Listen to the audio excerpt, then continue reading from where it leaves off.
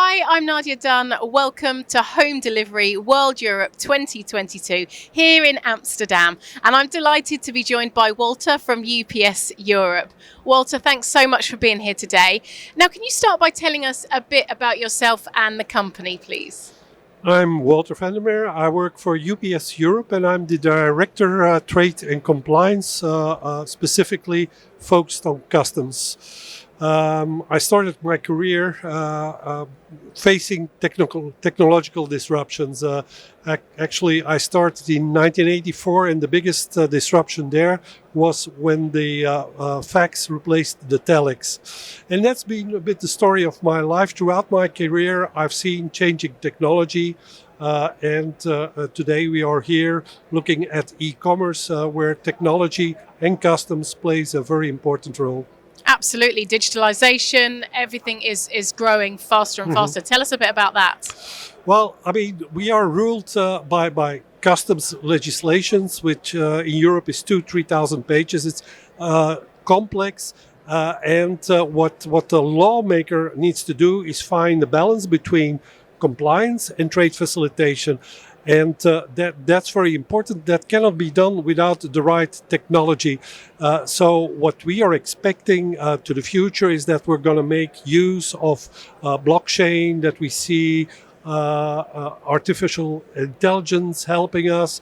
A company like UPS is working with drones. So we cannot, looking at the scale of e-commerce, we cannot cope with the normal way of doing business. We need innovation, and that's where companies like UPS are eager to help. So what does that innovation look like? Where do you see us in the next year or so? Okay, well, in the next year, we are talking to the European Commission to change the way we're doing business. Because what we actually did over the last years was just copying, pasting old processes into new automation. What we need to do is take a new look at the possibilities there are. And one of these possibilities has been introduced already in July of last year, which was the ISSS scheme, which makes it possible for the consumer to receive products without really him being involved into the customs process. So if he buys something, the VAT is already included in the price. There's no surprises.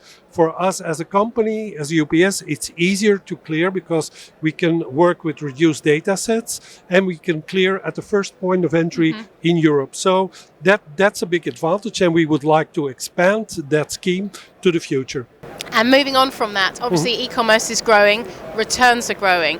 What are the challenges that the returns market are facing at the moment? That's actually one of the weak points in the customs legislation, because the customs legislation was devised at a time when returns were not a very popular theme, but now you cannot live without returns. E-commerce is about returns. So the procedures are there very, very outdated, and we need to come to the solution with the Commission that makes this process really incorporated already into the customs process. When you start, you should have the availability to return without further complex customs procedures. So that's a thing that we would like also to work on with the Commission.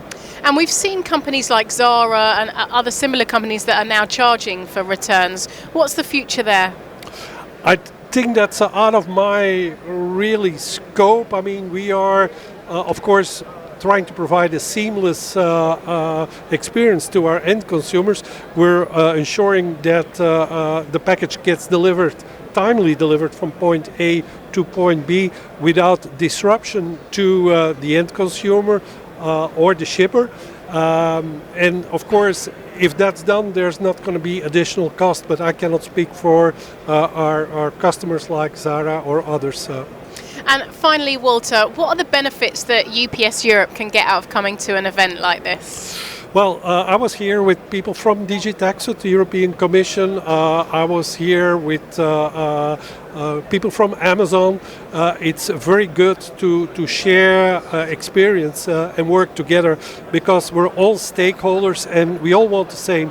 We want to deliver a compliant and efficient process, so that in the end the consumer wins. He gets a reliable product, safe and secure, and we can do, as UPS, we can deliver that package without issues really. And sustainably? Sustainably, actually, it's a very good point. ISSS allows us to clear the shipment at the first point of entry into Europe. For other packages, other systems, we need to declare in every other single member state, which means additional transport. So certainly sustainability, I think the first steps have been made, and we need to continue along that path and expand actually the winning formula that the Commission has introduced. Absolutely, we do need to continue that, and there's been lots of talk about it at this event, so hopefully it will just get better and better.